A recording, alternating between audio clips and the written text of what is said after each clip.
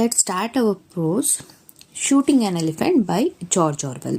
As I said earlier, it's basically a narrative essay about Orwell time. He has working as a police officer for the British Raj in colonial Burma. This essay develops into an inner conflict. Here we can see the Orwell's experience in his role of representing the British Empire and he upholding the British law. At the opening of the essay, Orwell going to explain that he is opposed to the British colonial project in Burma. The explicit term he says that he is on the side of Burmese people who he feels are opposed by the colonial rule. As a police officer, he noticed the brutality of the imperial project and he resents the British presence in the country. Somewhere he made a kind of unsatisfied nature towards the British law and British presence in the country. Inevitably, he faces some challenges as a police officer representing a British imperial power. The people of Burma hate empire too. Here they hate Orwell. Why? Because here our writer George Orwell, he is the face of the empire here. They in the sense nothing but Burmese people, they harasses him, mock him, and they seek the opportunity to laugh at George Orwell. He explained that at the time of the event, he is too young to grasp, to understand the dilemma of his situation, and he don't know how to deal with it and how to manage it. He thus find himself resenting the Burmese people as well. The one thing that the Burmese have over the British is the ability to mock and ridicule them. Here Orwell's entire focus as a police officer thus becomes about avoiding the ridicule of the Burmese people. The narrative centers around the event of a day when all these conflicted emotions manifest themselves and Orwell faces them and Orwell understands them.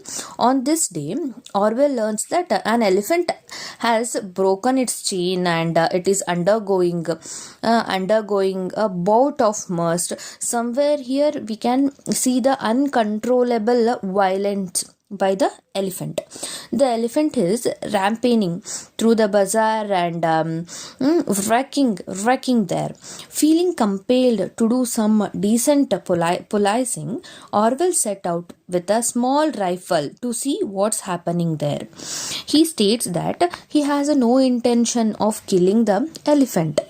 When he arrives in the shanty town area, shanty in the sense full of small huts there, he finds the mess which the elephant has created there.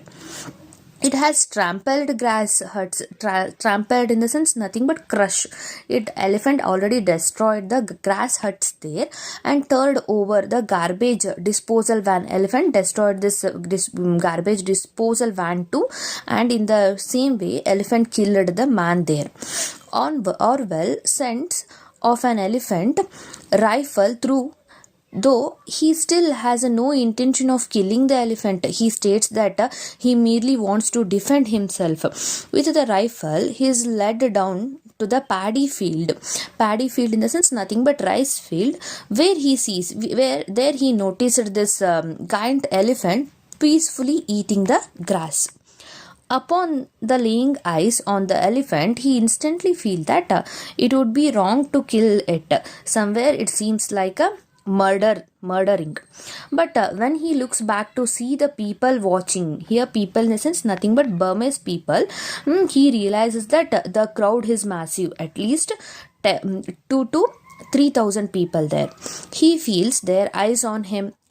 There in that situation, Burmese people eyes on this person George Orwell, and their great expectation of his role, they want to see the spectacle in the sense their Spectacular means nothing but incident which is happening there.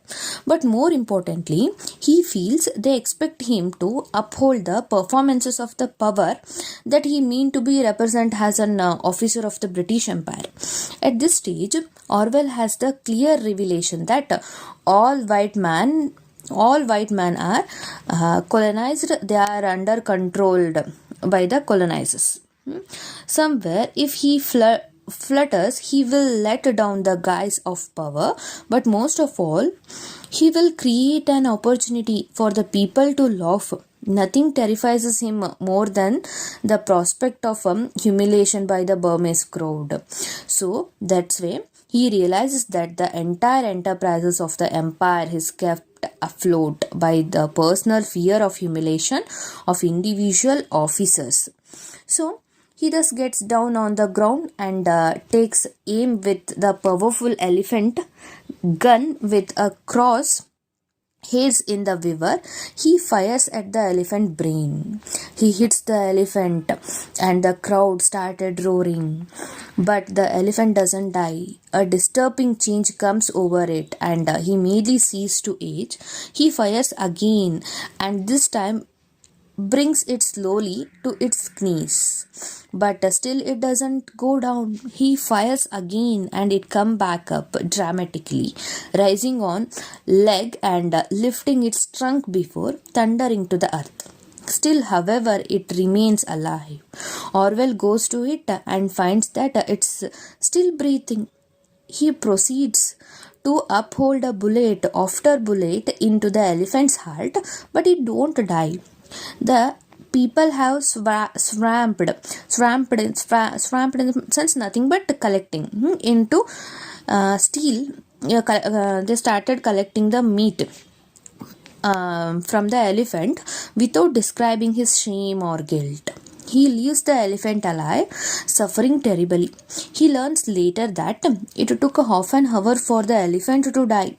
There's some discussion among the other officers about whether or not he did the right thing.